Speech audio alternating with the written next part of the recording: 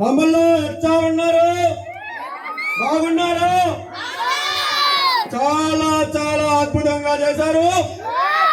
Plastic గురించి చాలా చక్కగా చెప్పారు. నాగ శిశుమందిరం గురించి రామానాయుడు గారు చాలా సార్లు చెప్పారు. ఈ కార్యక్రమానికి రావడం చాలా సంతోషంగా ఉంది. ప్రజలతో మాట్లాడుతున్నా బాడీగార్డులా ఉండాలా, ముందుగా వెనక రాకూడదు. ప్రజలు ముఖ్యం.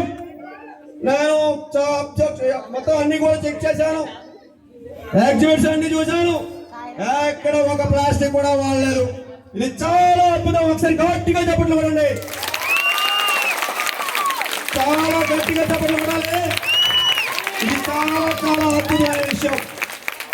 చాలా స్కూళ్ళలో ప్లాస్టిక్ వాడకుండా తయారు చేయలేరు ఎగ్జిబిట్స్.